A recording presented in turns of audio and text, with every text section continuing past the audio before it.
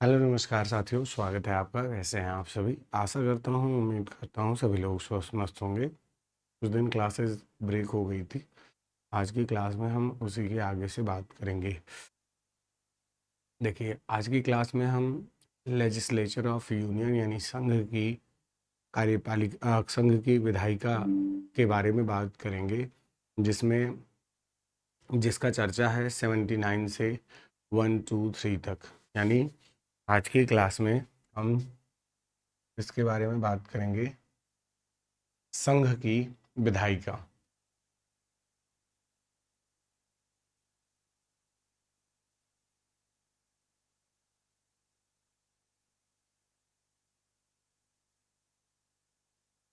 संघ की विधायिका। देखिए साथी, हमने आपसे कहा कि इसका जो आर्टिकल है वो 79 से 123 तक है। कहाँ तक?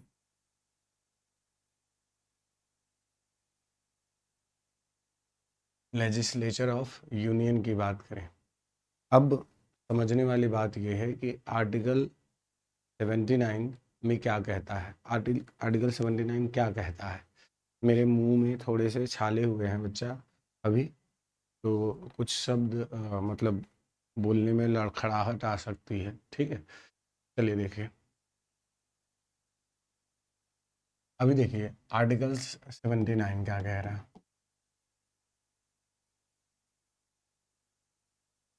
आर्टिकल 79 कह रहा है भारत का एक संसद होगा। भारत का एक संसद होगा, भारत की एक संसद होगी, ऐसे कह लीजिए।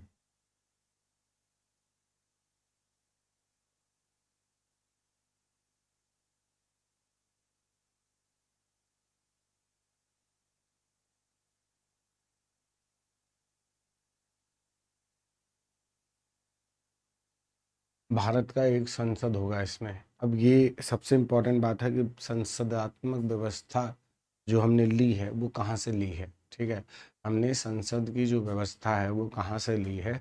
आप बता देंगे कि सर यह हमने ब्रिटेन से ली है।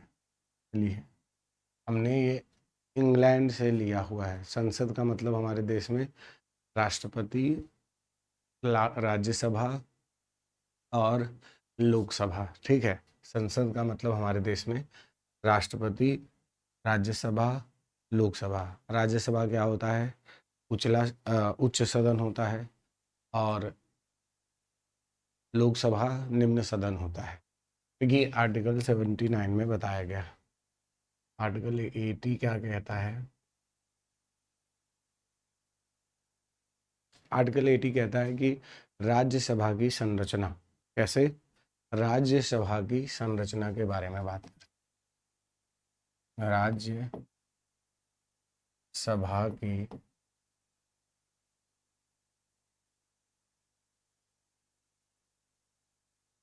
राज्यसभा की संरचना के बारे में बात करें। प्यारे साथियों, ध्यान दीजिएगा। इसे संसद का उच्च सदन कहा जाता है। मैंने आपको बताया, उच्च सदन का मतलब यह कभी भंग होने वाला सदन नहीं है। ठीक है, यानी इसका कभी भी विघटन नहीं किया जा सकता। ध्यान दीजिएगा, राज्यसभा का राज्यसभा का कभी भी विघटन नहीं किया जा सकता। राज्यसभा का कभी भी विघटन नहीं किया जा सकता है। ध्यान दीजिएगा, राज्यसभा की सदस्यता के लिए व्यक्ति का मतलब इसके सदस्य की मिनिमम एज क्या होनी चाहिए? मिनिमम एज क्या होनी चाहिए? तो आप बताएंगे मिनिमम एज 30 ईयर। आपको राज्यसभा की सदस्यता के लिए कितने वर्ष की उम्र होनी चाहिए? Minimum 30 year. राज्यसभा में 250 सदस्य हो सकते हैं। ठीक है, देयर कैन बी 250 मेंबर्स, ठीक है, राज्यसभा में राज्यसभा के सदस्यों की संख्या 250 हो सकती है, 250 हो सकती है, ठीक है। 12 जो मेंबर हैं वो ज़्यादातर किसके द्वारा मनोनीत किए जाते हैं? राष्ट्रपति के द्वारा मनोनीत किए जाते हैं, ठीक है। 12 सदस्य जो है राष्ट्रपति के द्वारा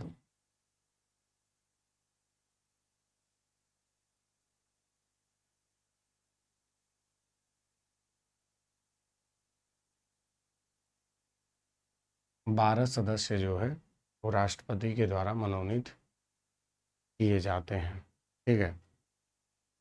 ध्यान देना, हाँ, यहाँ पर अभी ये टाइम पर अगर देखें तो राज्यसभा में जो सदस्यों की संख्या है वो 245 है। कितना है? 245 है। वर्तमान में राज्यसभा में सदस्यों की संख्या 245 है। पूछा जाए इसमें 245 में कितने मनोनीत हैं यानी निर्वाचित हैं, सॉरी, कितने मनोनीत और कितने निर्वाचित हैं, तो आप बता देंगे कि 12 मनोनीत हैं,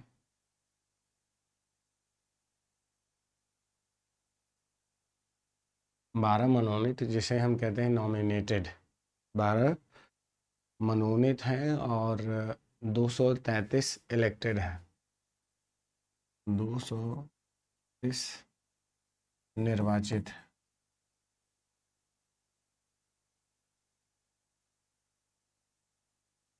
233 क्या है?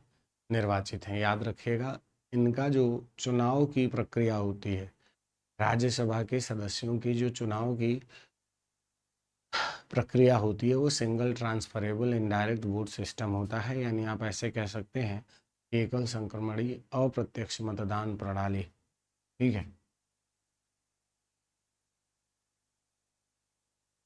एकल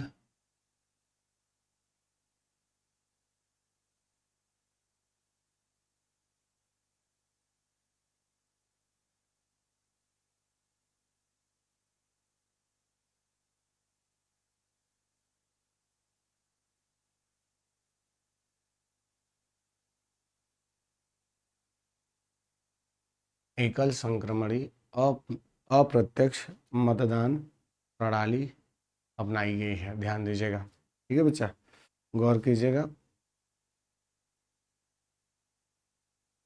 अब राज्यों की विधानसभा के सदस्यों से मतलब अगर देखा जाए इसमें कैसे लोग शामिल होते हैं, राज्यों की विधानसभा के सदस्यों को इसमें कभी कभी शामिल मतलब इसमें शामिल किया जाता है, आप ऐसे कह लीजिए। एक प्रश्न बनता है कि राज्यसभा के सदस्यों के सीटों का आवंटन किस जनगणना के अनुसार किया जाता है? ध्यान से देखिएगा,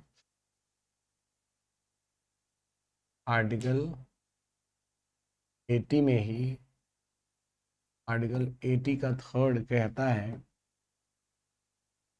कि जो राज्यसभा है उसके सदस्यों के आवंटन, सदस्यों का आवंटन जनसंख्या के आधार पर किया जाता है, ठीक है।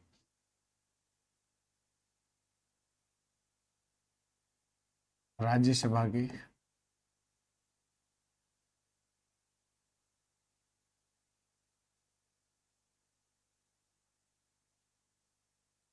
सदस्यों का आवंटन, राज्यसभा के सदस्यों का आवंटन कैसे किया जाता है?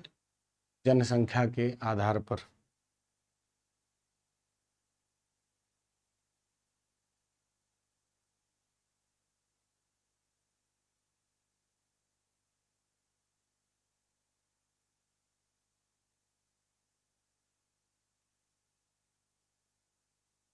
जनसंख्या के आधार पर राज्यसभा के सदस्यों का आवंटन किया जाता है। ध्यान दीजिएगा, जनगणना 1971 के अनुसार यह क्या किया जाता है, जनसंख्या, ठीक है,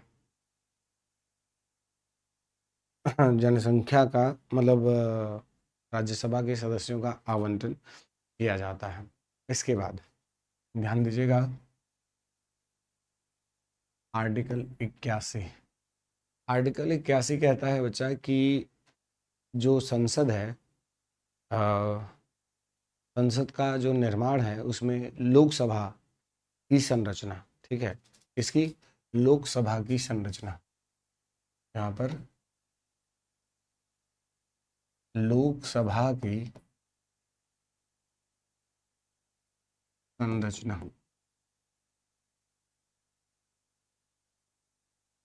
लोकसभा की संरचना के बारे में बताया जाता है। अच्छा ध्यान दीजिए, लोकसभा की संरचना के बारे में जब बताया जाता है तो ये भी कहा जाता है कि ये निचला सदन है। क्या है? यह निचला सदन है, यह संसद का निचला सदन है, लोअर को, ठीक है, इसे निचला सदन भी कहते हैं, इसे निचला सदन कहते हैं। बहुत याद मतलब बहुत ध्यान से समझिएगा। इसके सदस्य लोकसभा निर्वाचन में प्रत्यक्ष रूप से जनता के द्वारा चुने जाते हैं, ठीक है। इसमें क्या होता है, आप सभी जानते हैं कि निर्वाचन के द्वारा प्रत्यक्ष चुनाव होता है, निर्वाचन के द्वारा प्रत्यक्ष प्रत्यक्ष चुनाव होता है। किसका बच्चा? इनका। अभी दो, जैसे राज्यसभा में मनोनीत वाला व्यवस्था है और लोकसभा में जो मनोनीत व्यवस्था है उसको क्या कर दिया गया है, समाप्त कर दिया गया है, ठीक है। तो एक प्रश्न है, अब एक प्रश्न है यहाँ पर कि राज्यसभा में सदस्यों की संख्या, अभी देखिए 2026 में इसको चेंज कर दिया गया है, अभी इसको लागू नहीं, पूरी इम्प्लीमेंट नहीं किया गया, 2026 में इसको चेंज कर दिया गया, लेकिन अभी तक जो सदस्यों की संख्या रही है वो 552 मेंबर्स की है, ठीक है। मैक्सिमम मेंबर्स कितने हो सकते थे? तो 552। जैसे जैसे जनसंख्या बढ़ती है वैसे वैसे सदस्यों की संख्या भी बढ़ती है। तो सदस्यों की संख्या अब बढ़ गई है, लेकिन टिल अभी जो लोकसभा का चुनाव हुआ है वह मैक्सिमम कितने सदस्यों का हो सकता था? 552। लेकिन अभी सदस्यों को, वर्तमान में जो सदस्यों की संख्या है वो 545 है, मतलब वर्तमान में 545 सदस्य लोकसभा के अंदर हैं, ठीक है, 545 सदस्य। अब इसमें भी एक पॉइंट आता है कि 545 में जो कॉन्सेप्ट है 550 का, 530 का कहाँ से होंगे? 530 जो होंगे वो आपके स्टेट से होंगे, बाकी जो है यूनियन टेरिटरी से होंगे, ठीक है। मतलब जो 545 सदस्यों की संख्या है उसमें 530 कहाँ से हैं? तो नॉर्मल स्टेट से हैं, और बाकी जो सदस्य हैं वो कहाँ से हैं? यूनियन टेरिटरी से हैं, ठीक है। अब इसके बाद गौर कीजिएगा, 545 सदस्य, तो आर्टिकल 82, आर्टिकल 82 क्या कहता है? After every census the seats of Lok Sabha and Rajya Sabha should be rescheduled. 2026 तक क्या था कि जो सदस्यों की संख्या है वो 552 मैक्सिमम था, अभी इसको बढ़ाया गया है, ठीक है, ध्यान दीजिएगा, अभी इसको बढ़ाया गया है। इसके बाद जब हम बात करें कि आर्टिकल आर्टिकल 83, आर्टिकल 83 कहता है कि संसद का कार्यकाल क्या होगा, ठीक है। आर्टिकल 83 आर्टिकल 83 कहता है कि संसद का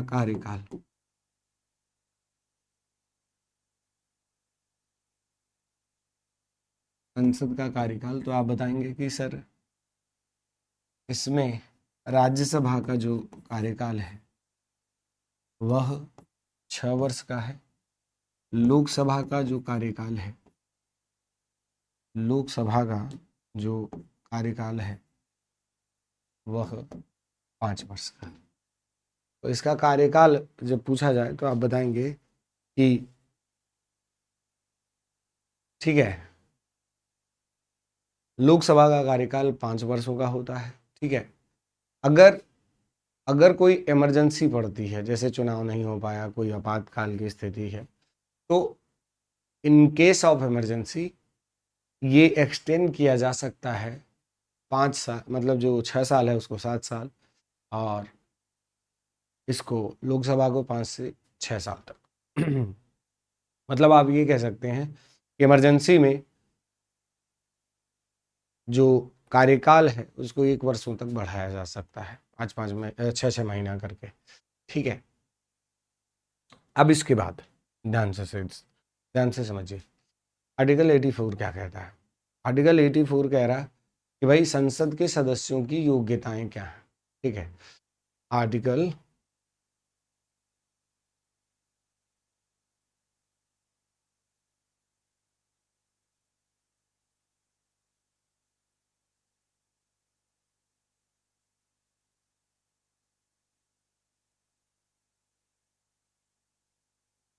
संसद के सदस्यों की योग्यताएं की बात करें, लोकसभा का सदस्य कितने वर्ष का होना चाहिए, इसका एज लोकसभा में मिनिमम 25 वर्ष, इसमें 30 वर्ष होना चाहिए। अगर आपको राज्यसभा का सदस्य बनना तो आपको 30 वर्ष मिनिमम होना चाहिए, और लोकसभा का सदस्य बनना तो आपको 25 वर्ष होना चाहिए मिनिमम। अब इसके बाद ध्यान दीजिएगा, जैसे अगर संसद की बात करें तो संसद में 3 शब्द हैं, ध्यान से सुनिएगा। संसद में 3 शब्द हैं, जैसे आपने एक सुना होगा संसद को स्थगित करना। ठीक है, संसद को स्थगित कौन कर सकता है, संसद का सत्रावसान कौन कर सकता है, संसद का विघटन कौन कर सकता है। तो ये प्रश्न बनते हैं, ध्यान से देखिएगा।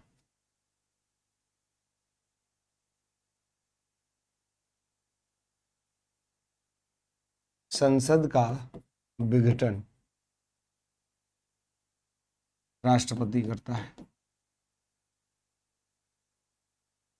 ध्यान से देखिए, संसद का सत्रावसान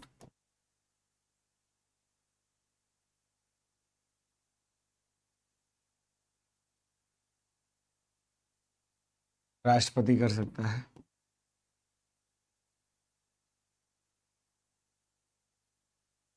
और स्थगित करना संसद को कुछ देर के लिए स्थगित कौन कर सकता है, संसद को स्थगित कर सकता है कौन, आप बता देंगे। यहाँ पर लोकसभा का स्पीकर, लोकसभा का अध्यक्ष,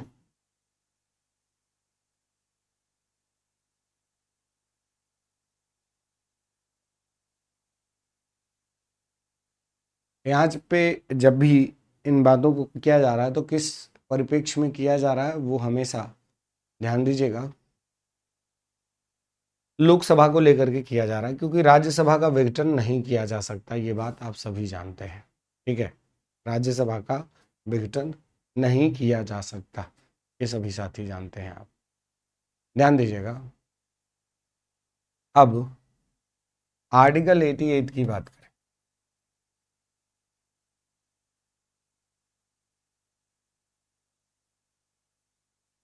आर्टिकल 88 की बात करें, सॉरी 89,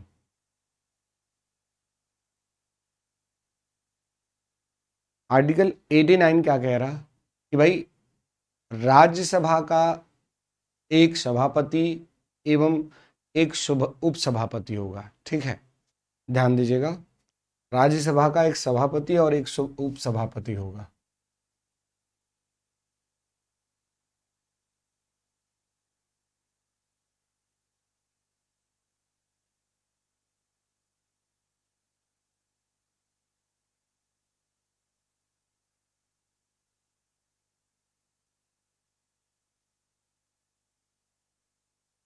राज्यसभा का सभापति व एक उपसभापति होगा। ध्यान दीजिएगा, यहां पर जो राज्यसभा का सभापति होगा वह भारत का उपराष्ट्रपति होगा। ठीक है, ध्यान दीजिएगा, राज्यसभा का जो सभापति होगा वह क्या होगा, उपराष्ट्रपति होगा। कहाँ का?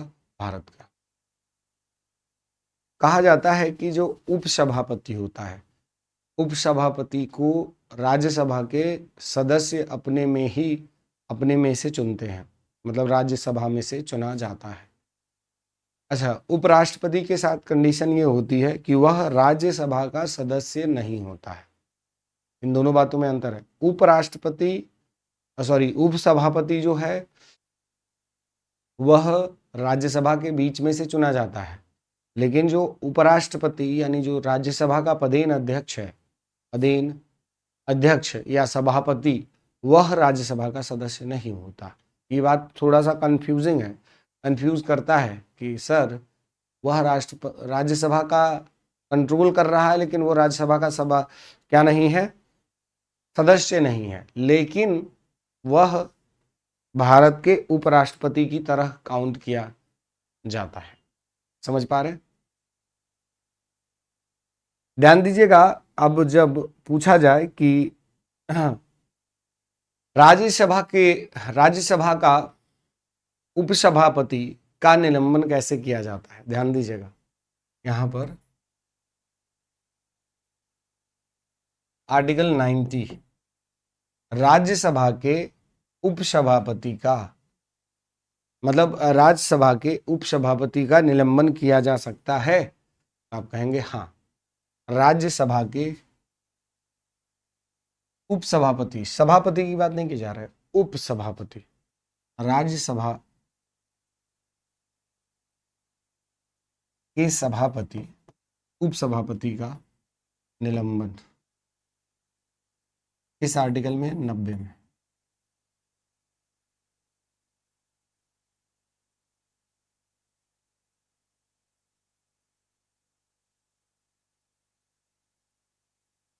राज्यसभा के उपसभापति का निलंबन किस आर्टिकल में है बेटा?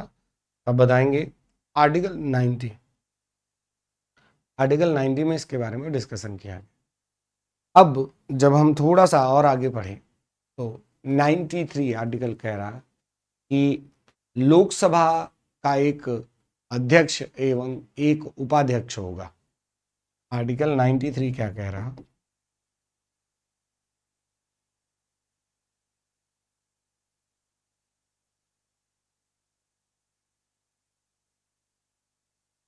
एक अध्यक्ष व एक उपाध्यक्ष होगा।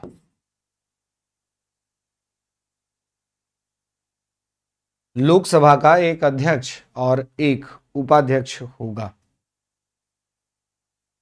समझ रहे हैं? लोकसभा का एक अध्यक्ष होगा और एक उपाध्यक्ष होगा। किस आर्टिकल में है? तो आर्टिकल 93 में है।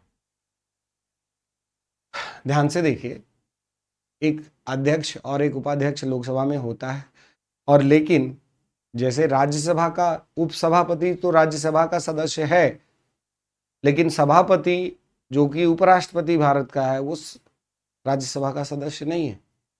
समझ रहे? अब इसमें एक इंपॉर्टेंट बात है, यहां पर लोकसभा का अध्यक्ष और उपाध्यक्ष दोनों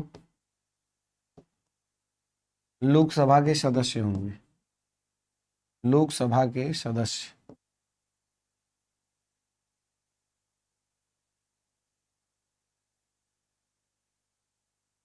दोनों क्या होंगे? लोकसभा के सदस्य होंगे। प्यारे साथियों ध्यान दीजिएगा, अब अगर ये लोकसभा के सदस्य होंगे। इनके लिए बात सुनिएगा। आर्टिकल 94,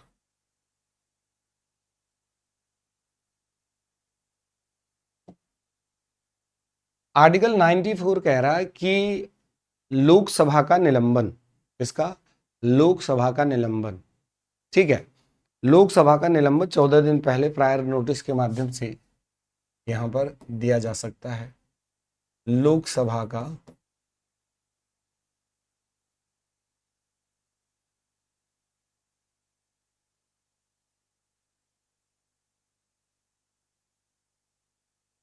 लोकसभा का निलंबन, विघटन, कुल मिलाकर विघटन कौन करता है बताओ? लोकसभा का निलंबन या विघटन कौन करता है? तो आप बताएंगे कि लोकसभा का जो निलंबन है वो कौन करता है? राष्ट्रपति करता है। आपको पता होना चाहिए। हाँ, स्थगित करने की बात करते, स्थगित करने की बात करते तो वहां पर कौन आ जाता है? लोकसभा का अध्यक्ष आ जाता है। ठीक है, इसके बाद आर्टिकल 95,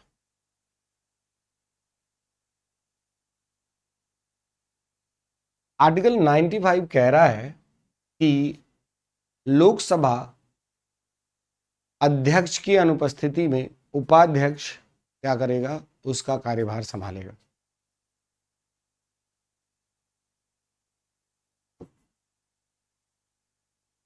अध्यक्ष की अनुपस्थिति में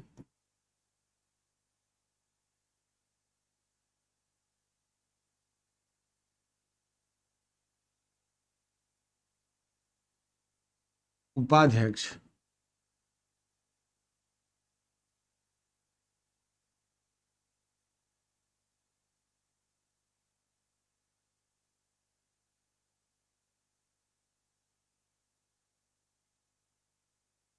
उसका कार्यभार संभालेगा। ध्यान देना, लोकसभा की अनुपस्थिति में उपाध्यक्ष उसकी कार्यभार को संभालेगा।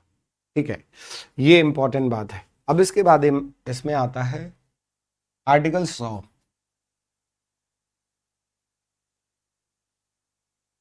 आर्टिकल 100 क्या कह रहा है?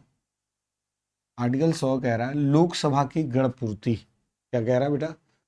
कोरम ऑफ द पार्लियामेंट, ध्यान दीजिएगा। लोकसभा की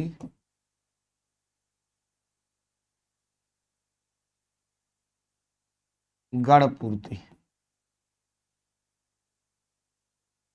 लोकसभा का मतलब कोरम ऑफ पार्लियामेंट, मतलब 1/10 या 10%। ठीक है, 1/10 या 10% का कॉन्सेप्ट लिया जाता है। अब अगर 545 का 1/10 कहा जाए तो उसे कहा जाता है 54.5, तो आप मोटा मोटा 55 कहते हैं। तो लोकसभा का कोरम मिनिमम चलाने के लिए लोकसभा को 55 लोगों की आवश्यकता है।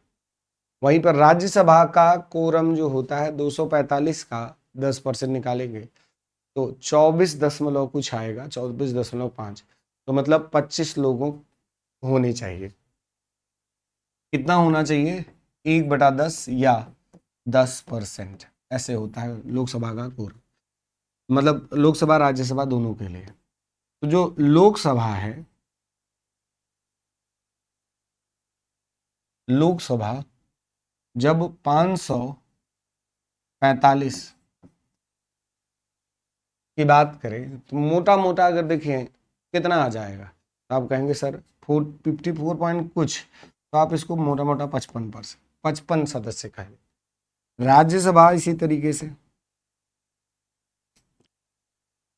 राज्यसभा, तो राज्यसभा में 250 है, 250 का अगर 10% देखें, 250 राइट नाउ वर्किंग की बात करें तो 245 है ना, तो 245 के हिसाब से देखें तो लगभग 25 सदस्य चलाने के लिए, सदस्य क्या इसको चलाने के लिए। ठीक है बेटा, तो ये इंपॉर्टेंट मुद्दा हो जाता है। ठीक है, अब यहां पर आर्टिकल 101 की बात करें। आर्टिकल 101 कह रहा कि संसद के सदस्यों की अयोग्यताएं, संसद के सदस्यों की अयोग्यताएं,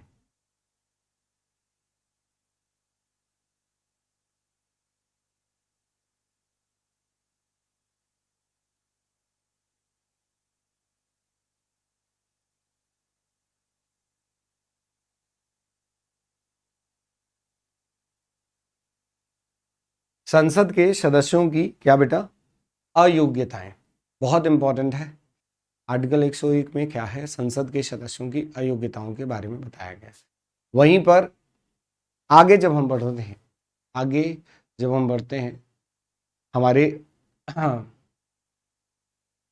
संसद के, जब विधायिका की बात कर रहे हो तो वहां पर हमें लेजिस्लेटिव सिस्टम भी समझना पड़ता है। तो विधायी प्रक्रिया, लेजिस्लेटिव सिस्टम यानी लेजिस्लेटिव प्रोसीड्यूर की बात करें तो हम आगे जब थोड़ा सा बढ़ते हैं इसी में,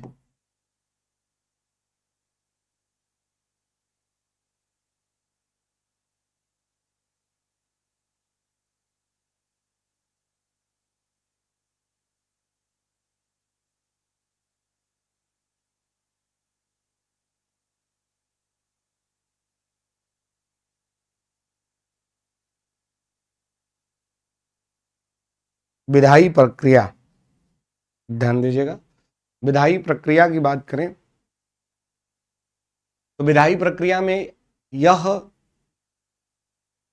जैसे आपने 107, आर्टिकल 107 सुना होगा।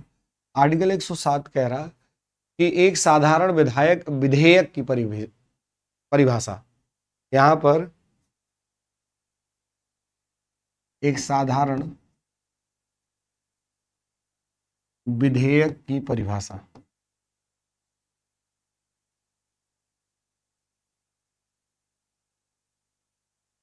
आर्टिकल 107 में क्या बताया गया है, आर्टिकल 107 में क्या बताया गया है, एक साधारण विधेयक की परिभाषा, ठीक है, गौर कीजिएगा। वहीं पर आर्टिकल 110, आर्टिकल 110 क्या कह रहा, 110 एक धन विधेयक की परिभाषा के बारे में बता रहा है। इसके बारे में, एक धन विधेयक के परिभाषा के बारे में बता रहा, ठीक है, गौर कीजिएगा। आर्टिकल 110 जो है एक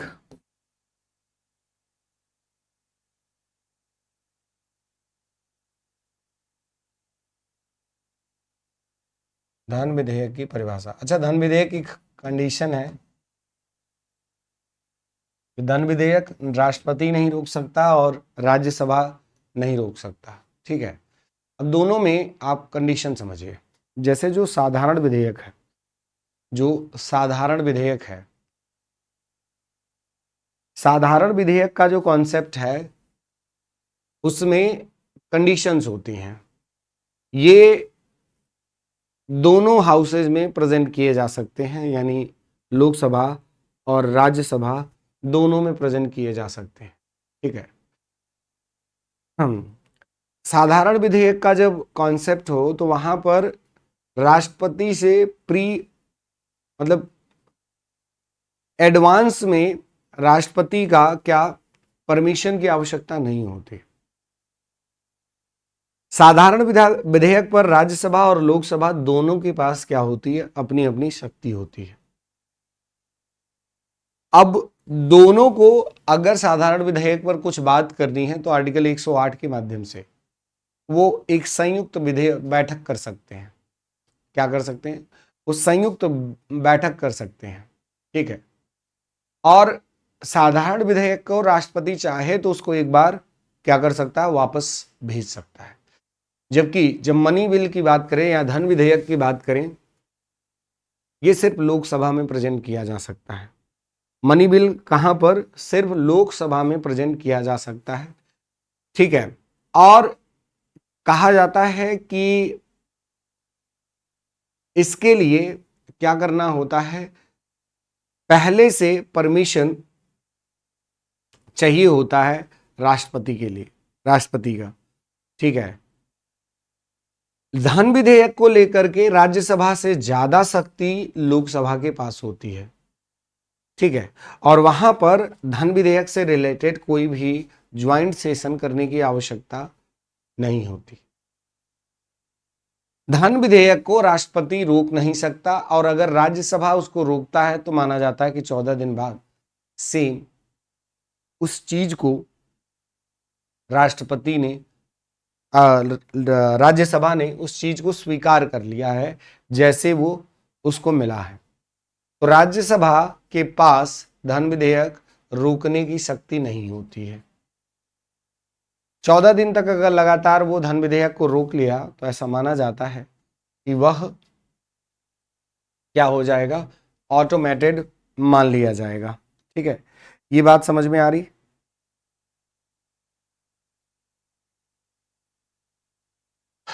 अब देखिए, इसके बाद आर्टिकल 112 आता है। आर्टिकल 112 कहता है वार्षिक वित्तीय विवरण के बारे में बतलाता है। आर्टिकल 112 इसमें क्या है, वार्षिक वित्तीय विवरण, एनुअल फाइनेंशियल रिपोर्ट इसमें बताया गया है। ठीक है, संघ का वार्षिक वित्तीय विवरण यहां पर डिस्कस किया गया है। इसको हम देखिए, हमारे संविधान में बजट शब्द का उल्लेख नहीं है, लेकिन इसको हम कह सकते हैं यह क्या संघीय बजट की बात करता है। तो अगर बजट पूछा जाए किस आर्टिकल में है तो आर्टिकल 112 में है। ठीक है, अब देखिए, बजट की जब बात की जाती है तो बजट में पैसे खर्च कहाँ से किए जाते हैं और बजट से रिलेटेड और कौन कौन से आर्टिकल्स हो जाते हैं। तो यहीं पर आप आर्टिकल 266 की बात कर लें, जिसे हम संचित निधि कहते हैं। संचित निधि, यहीं पर 267 कह लें तो आकस्मिक निधि जिसे कहते हैं, आकस्मिक निधि। तो ये सब भी चर्चा में आ जाते हैं, कंटिजेंसी फंड। ठीक, अब देखिए साथी, ये तो हो गया मतलब आर्टिकल 112। आगे जब बढ़ते हैं, आगे जब बढ़ते हैं तो 120, आर्टिकल 120 ध्यान से सुनिएगा। आर्टिकल 120 बहुत इंपॉर्टेंट है। आर्टिकल 120 क्या कह रहा है बेटा, कि संसद में भाषा का प्रयोग। ठीक है, संसद में भाषा का प्रयोग,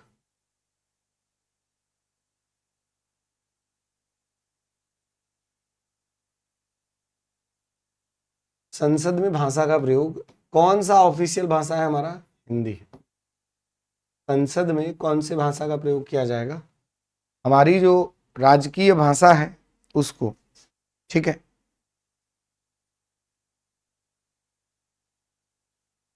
ठीक है बेटा, याद रखिएगा। राजकीय भाषा हमारी क्या है, आप बताएंगे कि भैया हिंदी है, और संसद में भाषा का प्रयोग क्या, तो आपने कहा ये। हाँ, अब इसके बाद ध्यान दीजिएगा, बोलने के लिए आप हिंदी, इंग्लिश, या फिर जो भी संविधान के अंदर हमारा भाषा है, जो भी हमारे संविधान के अंदर भाषा है वह कौन सी है। आप हिंदी बोल सकते हैं, इंग्लिश बोल सकते हैं, आपको बोडो डोंगरी, मैथिली, ये सब जो भी भाषा है उसका प्रयोग आप कर सकते हैं, लेकिन उससे बाहर आप नहीं भाषा का प्रयोग कर सकते हैं। जब इसके बारे में बात करें, गौर कीजिएगा, आर्टिकल 122, गौर कीजिएगा बच्चा, हम कह रहे आर्टिकल 122 क्या कह रहा, संसद के कार्यों में न्यायपालिका का हस्तक्षेप नहीं होगा। ठीक है, आर्टिकल 122 बहुत इंपॉर्टेंट है।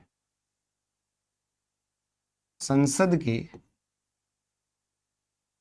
कार्यों में न्यायपालिका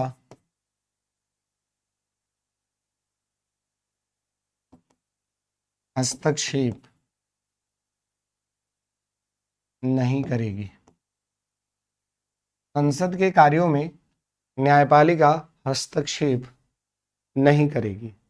याद रहेगा, संसद के कार्यों में न्यायपालिका क्या नहीं करेगी? हस्तक्षेप नहीं करेगी।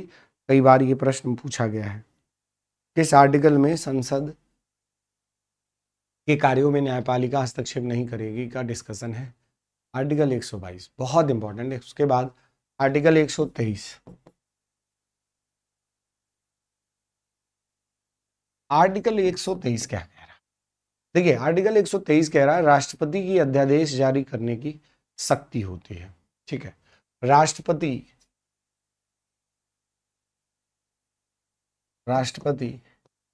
की अध्यादेश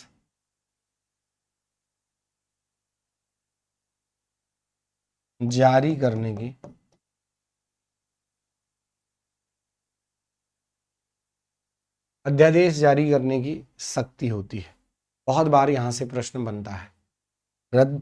संसद के पास अध्यादेश जारी करने की शक्ति कहां से मिलती है? तो आप बता देंगे कि सर वह आर्टिकल 123 के माध्यम से जारी कर सकता है। ठीक है, इसके बाद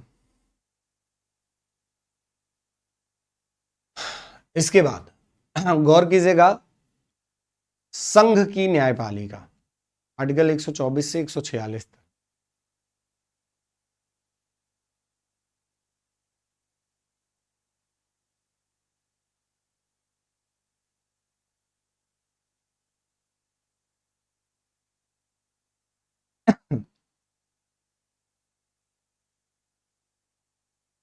गौर कीजिएगा, संघ की न्यायपालिका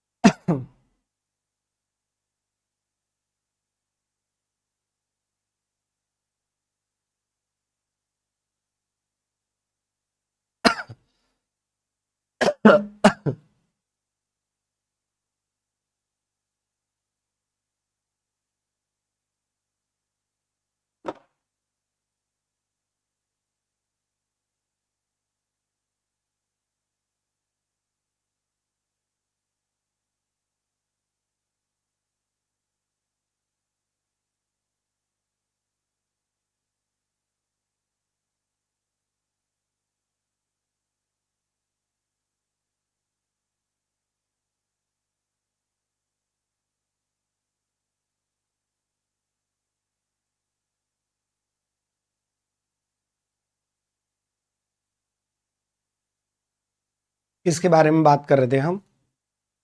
संघ की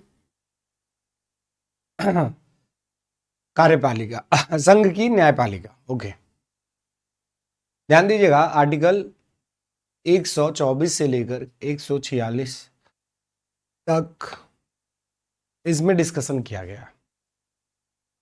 संघ की न्यायपालिका का मतलब सर्वोच्च न्यायालय। ठीक है, संघ की न्यायपालिका का मतलब सर्वोच्च न्यायालय। समझिएगा इस बात को। आर्टिकल 124 भारत का एक सर्वोच्च न्यायालय होगा के बारे में बतलाता है। 124 क्या कह रहा? भारत का एक सर्वोच्च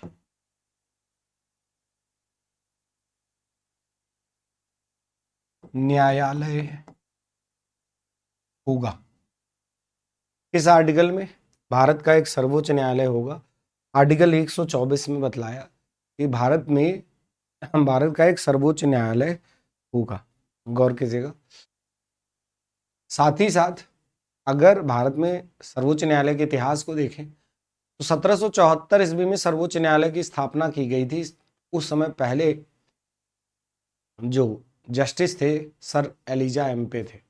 ठीक है, और भी लोग थे उसमें, 3 और जजेस थे। ठीक है, सन 1774 में पहली बार भारत में सुप्रीम कोर्ट का स्थापना किया गया था कलकत्ता में।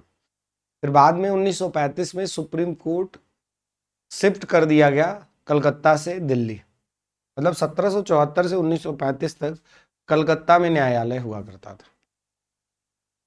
फिर बाद में और जब हम आगे बढ़े, फेडरल कोर्ट की स्थापना कर दी गई सन 1937 में, जिसे हम संघीय न्यायालय के नाम से जानते हैं।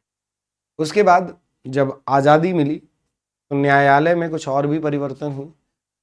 1952 में इसका फिर से पुनर्गठन किया गया। किसका? सुप्रीम कोर्ट का। ठीक है। उसके बाद पूछा जाता है कि 1952 में भारत में जब पुनर्गठन किया गया तो उस समय चीफ जस्टिस कौन था? तो हरिलाल। ठीक है, हरिलाल नाम के चीफ जस्टिस हुआ करते थे। 7 जजों के माध्यम से उस टाइम पर क्या 7 जजों के माध्यम से कोर्ट, हमारा सुप्रीम कोर्ट चलाया जा रहा था। इसी दौरान ध्यान से सुनिए, प्रेजेंट में अभी प्रेजेंटली जो हमारा सुप्रीम कोर्ट काम कर रहा है वो कैसे काम कर रहा है? एक चीफ जस्टिस और 33 अदर जजेस हैं। अब चीफ जस्टिस की भी संख्या बढ़ा दी गई है। ठीक है, चीफ जस्टिस की तो एक ही है, मतलब जजेस की संख्या बढ़ा दी गई है।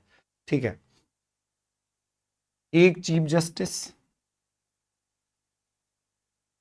और 33 अदर जजेस सुप्रीम कोर्ट में। 35 अदर जज हैं इसके अंतर्गत। ठीक है, टोटल कितने हुए? 34 जज हैं आज के टाइम पर हमारे सुप्रीम कोर्ट में। ठीक है, टोटल कितने जज हैं हमारे सुप्रीम कोर्ट में आज के टाइम पर? कुल 33 जज हैं। कितने हैं? 33 जज हैं। उसके बाद आर्टिकल 124 का 2 की बात करें,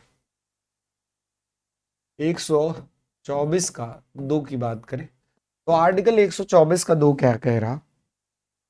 आर्टिकल 124 का 2 कह रहा है बेटा कि सर्वोच्च न्यायालय के सभी न्यायाधीश राष्ट्रपति द्वारा नियुक्त किए जाते हैं। ठीक है, सर्वोच्च न्यायालय का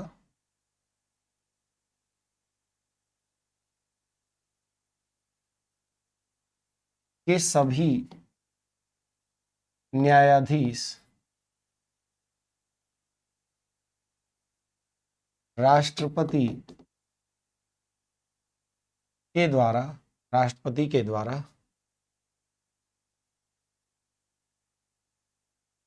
नियुक्त किए जाते हैं। सर्वोच्च न्यायालय के सभी न्यायाधीश राष्ट्रपति के द्वारा नियुक्त किए जाते हैं। ठीक है प्यारे साथियों, यहां पर गौर कीजिएगा, सर्वोच्च न्यायालय के सभी न्यायाधीश राष्ट्रपति के द्वारा नियुक्त किए जाते हैं। ये किसमें? आर्टिकल 124 के 2 में बताया गया है। चीफ जस्टिस ऑफ इंडिया, ठीक है, किस लिए होता है?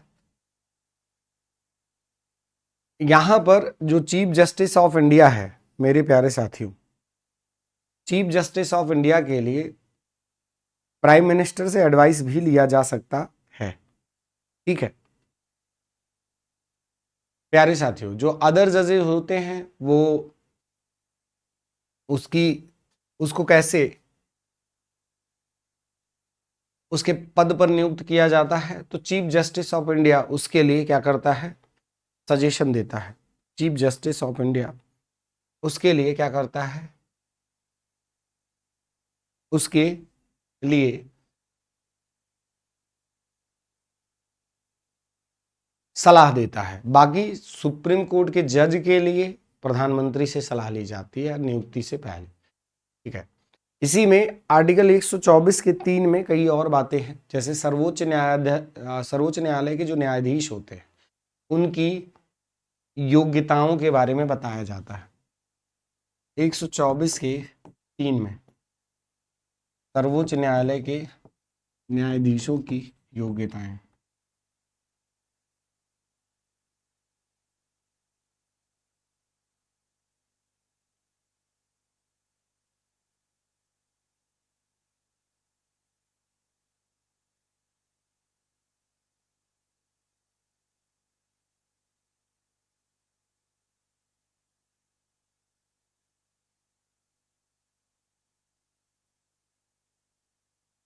सर्वोच्च न्यायालय के न्यायाधीशों की योग्यताएं याद रहेगा, ध्यान दीजिएगा।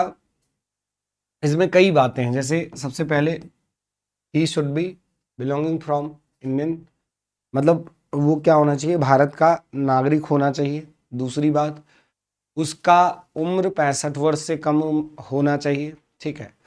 और उसको 5 साल का एक्सपीरियंस होना चाहिए हाई कोर्ट जज का, यानी 5 साल का वो 5 साल तक वो हाई कोर्ट का जज रह चुका हो, या फिर 10 साल तक वह एडवोकेट के रूप में हाई कोर्ट में प्रैक्टिस किया हो। या तो वो 5 साल का जज, 5 साल तक हाई कोर्ट में जज रहा हो, या तो 10 साल तक वह हाई कोर्ट में प्रैक्टिस किया हो। तो ये भी कंडीशंस हैं, ये भी इसकी कंडीशंस हैं। समझे आप? चलिए, तो इसके बाद हम बात करें सर्वोच्च न्यायालय के न्यायाधीशों के कंडीशन में। सर्वोच्च न्यायालय की जो गणपूर्ति होती है, ठीक है, सर्वोच्च न्यायालय की जो गणपूर्ति होती है, मतलब किसी भी केस पर मिनिमम कितने जजेस की गणपूर्ति मायने रखती है, तो मिनिमम 3 जज एक बेंच में होने ही चाहिए, एक बेंच में होने ही चाहिए किसी भी कानून को बनाने के लिए, किसी भी चीज पर डिसीजन देने के, ठीक है। राष्ट्रपति की सलाह लेने के बाद से इसमें 5 लोग हो सकते हैं, ठीक है। कहा जाता है कि सेवानिवृत्त हो जाने के बाद से जो सुप्रीम कोर्ट के जज हैं, भारत में कहीं भी वकालत नहीं कर सकता। मतलब जो सुप्रीम कोर्ट का जज है वह एक बार रिटायर हो गया तो वो कहीं भी क्या नहीं कर सकता, वकालत नहीं कर सकता।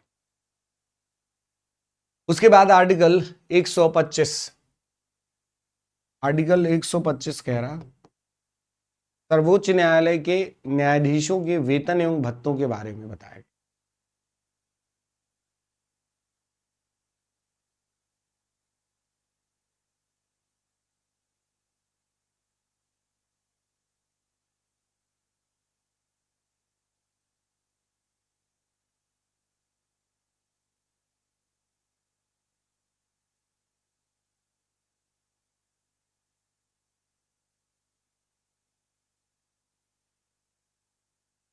ठीक है, आर्टिकल 125 में क्या बताया गया, सर्वोच्च न्यायालय के न्यायाधीशों के बारे में बतलाया गया है, ठीक है। ध्यान से सुनिएगा। इसके बाद जैसे आर्टिकल 1 to 6, आर्टिकल 1 to 6 क्या कह रहा है, सर्वोच्च न्यायालय के मुख्य न्यायाधीश की अनुपस्थिति में अगला वरिष्ठतम न्यायाधीश क्या करेगा, उसका कार्यभार संभालेगा, ठीक है। आर्टिकल 126 क्या कह रहा है, मुख्य न्यायाधीश की अनुपस्थिति में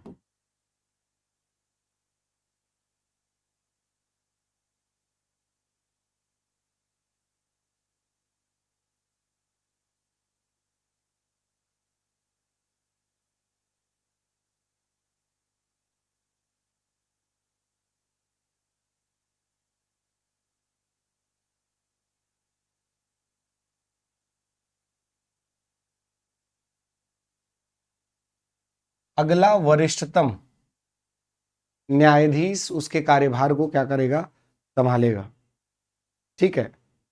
अगला वरिष्ठतम न्यायाधीश उसके कार्यभार को संभालेगा।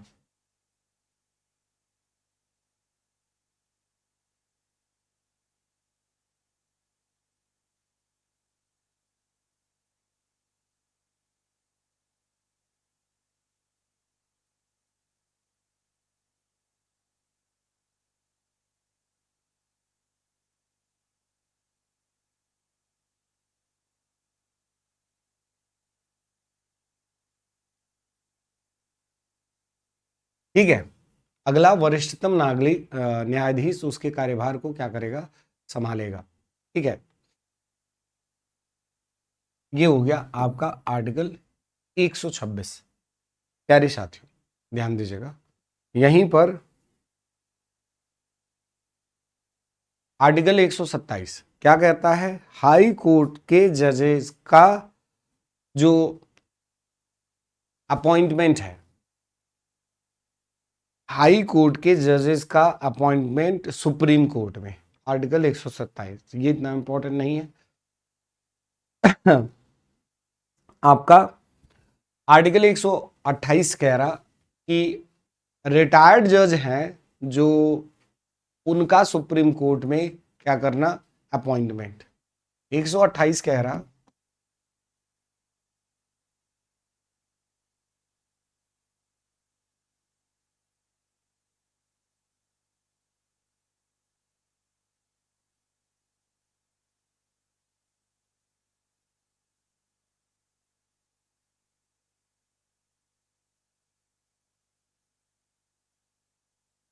सुप्रीम कोर्ट में नियुक्ति, रिटायर्ड जजेस जितने हैं वह उनका सुप्रीम कोर्ट में क्या, नियुक्ति। ध्यान दीजिएगा। इसके बाद गौर कीजिएगा, जैसे आर्टिकल 129, आर्टिकल 129 की जब बात करते हैं, आर्टिकल 129 कह रहा है बच्चा कि सर्वोच्च न्यायालय एक अभिलेख न्यायालय है और उच्च न्यायालयों का कर्तव्य है कि वो सर्वोच्च न्यायालय के निर्णयों का पालन करें। ठीक है, सर्वोच्च न्यायालय एक अभिलेख न्यायालय है, मतलब अभिलेख न्यायालय मतलब क्या कह सकते हैं, कोर्ट ऑफ रिकॉर्ड्स, मतलब सभी कोर्ट्स के लिए वो एक प्रकार से लीडर की तौर पर है, उसका सबको क्या करना चाहिए, फॉलो करना चाहिए। क्या कौन सा चीज फॉलो करना चाहिए, जो वो नियम कानून बनाया है। ठीक है, आर्टिकल 130 बहुत इंपॉर्टेंट है यहां पर। आर्टिकल 130 कह रहा कि सर्वोच्च न्यायालय सदैव राष्ट्रीय राजधानी या राष्ट्रपति कार्यालय के समीप होना चाहिए। सर्वोच्च न्यायालय कहां पर, हमेशा राष्ट्रीय राजधानी के पास या राष्ट्रपति के कार्यालय के पास होना चाहिए। ये बात ध्यान दीजिएगा। ठीक है, इसके बाद गौर कीजिएगा, इसमें भी बहुत सारी कंडीशन है। सर्वोच्च न्यायालय की स्वतंत्रता के बारे में यहीं पर बात की जाती है और भी कई सारे तथ्य हैं इसमें डिस्कस किया जाता है। जब भारत के राष्ट्रपति भारत का जो राष्ट्रपति है सर्वोच्च न्यायालय के न्यायाधीशों की नियुक्ति में हमेशा सदैव क्या करता है, मुख्य न्यायाधीश का सलाह लेता है। मुख्य न्यायाधीश का सलाह हमेशा कब लिया जाता है, जब सर्वोच्च न्यायालय के न्यायाधीशों के अन्य न्यायाधीशों की नियुक्ति की जाती है। पीछे मैंने अभी बताया, सर्वोच्च न्यायालय के न्यायाधीशों के वेतन एवं भत्तों में कोई कमी नहीं की जा सकती। ठीक है, सुप्रीम कोर्ट के जो जजेस हैं, जो लोग हैं, उस पर लोग नहीं सिर्फ जजों के भत्तों और वेतन में किसी प्रकार की कोई कमी नहीं की जा सकती। इनके जो वेतन हैं राष्ट्रपति के और जो सर्वोच्च न्यायालय के न्यायाधीश होते, इनका जो वेतन है वो भारत के कंसोलिडेट फंड यानी आर्टिकल 266 जिसके बारे में, यानी भारत के संचित निधि से इनको क्या दिया जाता है, इनको वेतन और भत्ते दिए जाते हैं। ध्यान दीजिएगा। इसके बाद जब आर्टिकल 132 की बात करें, बहुत सारे बड़े बड़े कॉन्सेप्ट्स हैं इनमें, ये चीजें आपके एग्जाम के लिए महत्वपूर्ण हैं, सुन लीजिए। जैसे आर्टिकल 132 की बात करें तो आर्टिकल 132 कहता है कि सर्वोच्च न्यायालय को शक्ति है कि वह किसी भी मामले में एक उच्च न्यायालय से दूसरे उच्च न्यायालय में स्थानांतरित कर सकता है, एक उच्च न्यायालय को दूसरे उच्च न्यायालय में शिफ्ट कर सकता है, या आप ऐसे कह लीजिए कि किसी भी मामले को एक उच्च न्यायालय, जैसे मान लीजिए कि है बॉम्बे हाई कोर्ट से आपका गुजरात में चला जाए या इलाहाबाद में चला जाए, इलाहाबाद हाई कोर्ट, तो ये डिपेंड करता है इसके ऊपर कि सुप्रीम कोर्ट उसको कहाँ रखना चाहता है, वो मामला, कोई घटना, कोई बात। आर्टिकल 136 भी यही सेम बात कहता है कि सर्वोच्च न्यायालय के पास शक्ति है कि उच्च न्यायालय के किसी भी निर्णय को रद्द कर सकता है। ये बहुत बार पूछा गया, ठीक है। सर्वोच्च न्यायालय को ये शक्ति है कि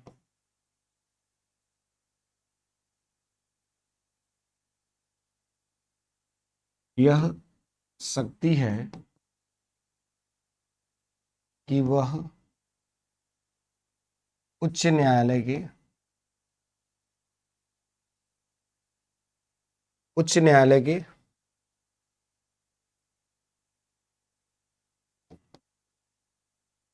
किसी भी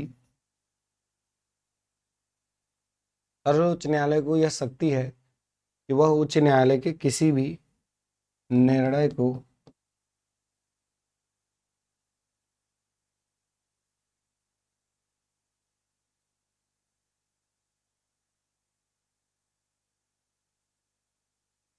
रद्द कर सकता है, ठीक है। वो किसी भी निर्णय को रद्द कर सकता है, सर्वोच्च न्यायालय के पास ये शक्ति है, ठीक है। बहुत बार प्रश्न बना है कि सर्वोच्च न्यायालय को किस आर्टिकल में ये शक्ति दिया गया है कि वह उच्च न्यायालय के निर्णय को पूरी तरह से रद्द कर दे, ध्यान दीजिएगा। उसके बाद आर्टिकल 137 कहता है कि सर्वोच्च न्यायालय के द्वारा दिए गए किसी भी फैसले पर वह अपने द्वारा पुनर्विचार कर सकता है। मतलब कोई फैसला उसने दे दिया तो उसको वो फिर से खुद से चाहे तो उस पर पुनर्विचार कर सकता है। कौन? सर्वोच्च न्यायालय। सर्वोच्च न्यायालय अपने निर्णय पर फिर से विचार कर सकता है, याद रहेगा। इसके बाद आर्टिकल 138 कहता है कि सर्वोच्च न्यायालय चाहे उच्च न्यायालय में चल रहे किसी भी मामले को अपने अंतर्गत ले सकता है, ठीक है। मतलब चलते हुए मामले को सर्वोच्च न्यायालय चाह ले तो वह अपने अंदर उसको कंसीडर कर सकता है कि यह सर्वोच्च न्यायालय का मामला है, ठीक है। ये याद रखिएगा।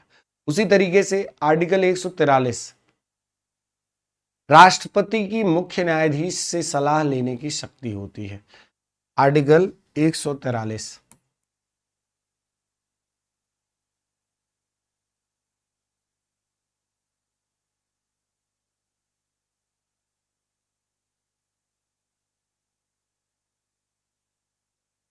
राष्ट्रपति को मुख्य, या फिर आप ये कह लीजिए कि मुख्य न्यायाधीश के अलावा और भी जो न्यायाधीश है उनसे सलाह लेने की शक्ति।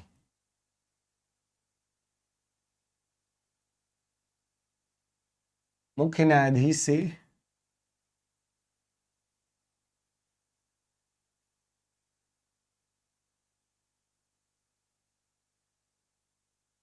सलाह लेने की शक्ति, मुख्य न्यायाधीश से सलाह लेने की क्या बेटा?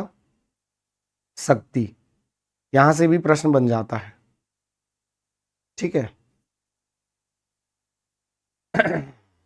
ये बात याद रखिए। अब इसके बाद